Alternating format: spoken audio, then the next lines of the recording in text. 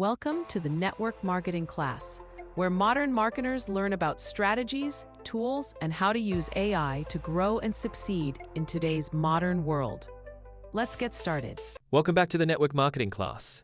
I'm Pavel Rain, and today we've got a special journey ahead. Together with me is someone who is no stranger to transformative business landscapes, Galen Ash. Welcome, Galen. Thanks, Pavel. It's exciting to be here, especially after you set such a high bar in your last episode with Leora. Today, I'm thrilled to dive into what's arguably the blueprint of network marketing success, those 5 all-important pillars. Perfect, Galen. Let's start our exploration right with the first pillar, mindset and vision. Now, many might underestimate the importance of this as they dip their toes into network marketing, don't you think? Absolutely, Pavel. The mindset is the engine behind everything. Without the right mindset, it's like navigating a ship without a compass. It's the belief you have in yourself, your business, and the long-term vision that really sets the tone. I remember a client from Brazil who started out feeling overwhelmed by the competition. But through consistent personal development and aligning her goals with a larger vision, she turned her startup into a multi-million empire in less than 5 years. Consistency was key. Right. And what often goes unspoken is how this foundational mindset helps in facing rejection or roadblocks with resilience. How crucial is acceptance of failure in this arena? It's huge, Pavel. Being open to failure and seeing it as a stepping stone rather than a stopping point can radically change how one navigates this industry. It's part of the growth cycle. Seasoned marketers see failures as data they adjust, refine, and twirl right back in for another try. It's that dance of perseverance that distinguishes the successful from the rest. Such a powerful thought. And it naturally leads us to the second pillar, prospecting and connecting. This, I find, really buzzes with activity and creativity. What's your take on prospecting in today's world? Today's world offers an expansive stage. With online and offline methods merging, it's about finding and attracting the right people. You have social media platforms, networking events, and even webinars, creating an ecosystem ripe for connection. The art lies in genuine engagement rather than blanket pitching. I advise people to think like a magnet, attracting rather than chasing. Couldn't agree more. The idea of authentic relationships over transactional encounters is essential. Do you have any anecdotes where this approach made a significant difference? Sure thing. There was this entrepreneur from Sydney who initially focused on sheer numbers, assuming the more people pitched, the more conversions he'd have. But the breakthrough came when he shifted to curating quality connections, aligned with his product values. He didn't just talk. He listened, requested feedback, and this genuine interest transformed prospects into collaborators, multiplying his business 3-fold in a year. That's an inspiring transition. Building relationships naturally segues into our third pillar, follow-up and nurturing.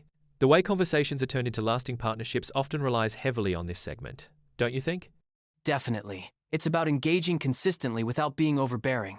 I often compare effective follow-up strategies to tending a garden. Attentive care, some patience, and consistency pay off. For instance, sending personalized check-ins or subtle reminders of how you met can keep the rapport fresh and genuine.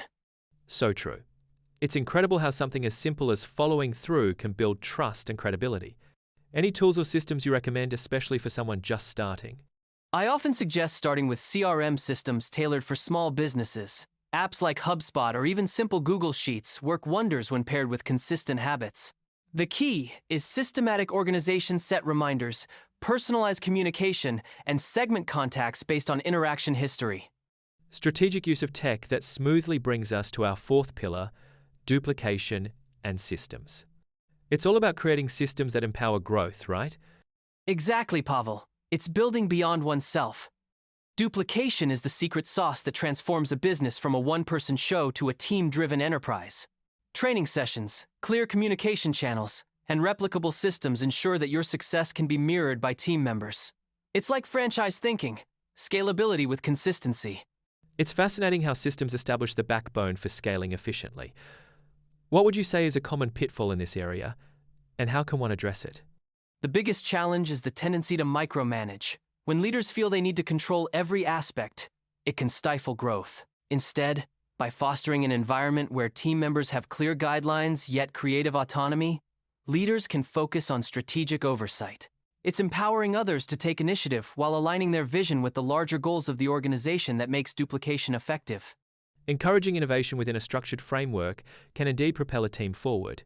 Transitioning to our final pillar, leverage and tools, it's crucial how technology finds a cozy blend in everyday operations. What trends are catching your eye here? In our digital era, AI and automation are the game changers. They're not about replacing the human touch, but enhancing it. For example, AI in lead generation can provide insights that personalize engagement strategies. Platforms that automate routine tasks free up time, which leaders can then invest in relationship building and strategic planning. What about fears around automation making businesses impersonal? How can one maintain authenticity? That's a valid point and why balance is everything. Automation should handle the mundane, the paperwork, scheduling, reminders, while human interactions should be rich with sincerity and personalization. Perhaps sending a pre-recorded message doesn't seem overly personal, but using that time saved to engage customers in meaningful dialogue can transform relationships. Such a compelling fusion of tradition and innovation. Galen, today's discussion on these 5 pillars was not just informational, it's inspiration wrapped with motivation for our listeners. Any last words for our audience eager to apply these insights? My core message to anyone listening is simple. Align these 5 pillars with your passion, and the structure will initially serve as your guide, transforming soon into a well-tuned symphony that reflects your personal success. Keep learning, stay curious, and boldly step forward with confidence. Thank you, Galen, for enriching this episode with your insights. Thanks to our audience for joining us today. Don't forget to subscribe, share, and let us know which pillar resonates most with you as you scale new heights in your journey. Until next time, keep growing and thriving. Thank you for listening to the Network Marketing Show. Don't forget to like, share, and subscribe so you'll never miss the next modern growth hack for your network marketing business. See you at the top.